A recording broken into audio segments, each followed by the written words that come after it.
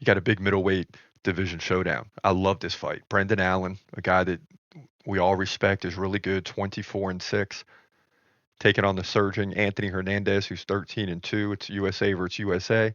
Seattle will have a great time with this one. And although Hernandez is a 3-1 favorite, hold on. I mean, Brendan Allen is a bad dude as well. Should it really be 3-1? Maybe. But can Brendan Allen pull off the win? Of course. So let's dive right into this one right now.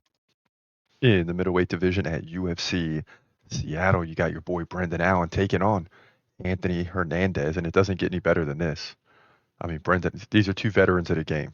All right, Brendan Allen 24-6, Anthony Hernandez 13-2, American versus American. Anthony Hernandez is the favorite. Brendan Allen, 2 inches taller at 6'2". He's 29. Hernandez 31.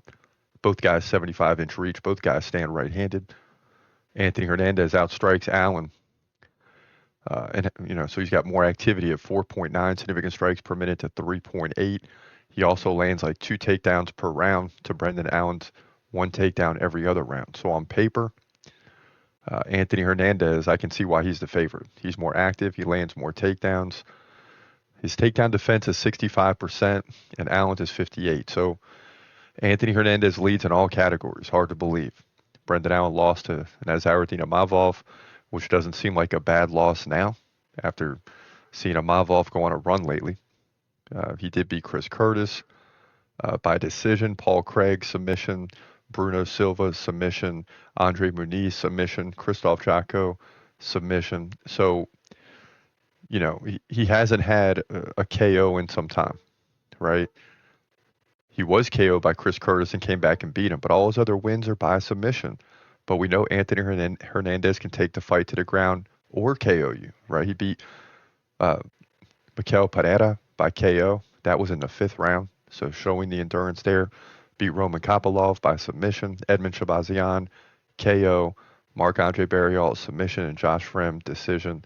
Just go all the way down the list. He hasn't lost since he lost to Kevin Holland back in 2020. And Kevin Holland was the fighter of the year that year. So he was on a major run. But since then, he's won 6 in a row. And I can't believe I'm saying this, but I got to go with Anthony Hernandez in this fight. I'm a Brendan Allen fan, but when you look at the numbers, I mean, Brendan Allen's going to have to put up a monumental effort here, which is possible. The guy has heart, but it just appears to me when you look at the numbers, it's overwhelming in every single category. Anthony Hernandez leads. Both guys are right in the middle of the prime, but Anthony Hernandez is just much more active, lands a lot more takedowns.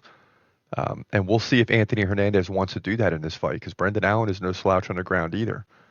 So maybe that's something that could change a fight toward Brendan Allen, but Anthony Hernandez has the KO power to go along with it, so he can choose to keep the fight standing, and he may very well do so. But in my opinion, he's winning. It's just a big question is, will it be a finish or a decision? I'm not so sure. But in my opinion, Anthony Hernandez wins and moves to 14-2 here.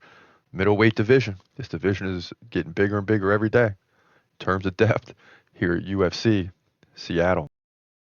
And I forgot. Trying to look ahead at different cards, I'm like, the middleweight division is done for a while. And then you look at the co-main event here, and you're like, oh man, there's another one. I mean, the middleweight division, when you have all these fights in a short time, including the title fight where Dricus beat Sean Strickland, you got Hamza right there, you got Imavov right there. Adesanya is still somewhat in the mix. Jared Cannonier got a win this past week. Now you got this fight. It's just the middleweight division is consolidating, and all the winners are moving up like they should, but in a short amount of time, and it's forcing this division to consolidate at the top, and it's very exciting. And I'll take it. Just keep giving it to me as long as you can, because once the division goes on a break, it's going to be 3 to 5 months where some of the top fighters are going to be on hold. Now, if I'm Jared Cannonier and Adesanya, I'm booking that fight as soon as I possibly can. The loser is out. The winner is still alive. But in this one, I got to believe Anthony Hernandez is going to be part of that consolidation and will probably cause some problems for guys that you don't think he'll cause problems for. We'll have to wait and see. I mean, who's he going to get if he wins this fight? I don't know. But if he goes in there and just dominates Brendan Allen, could he get a fight against Imavov? In which they tell Imavov, hey, you win this fight, then you get the title fight.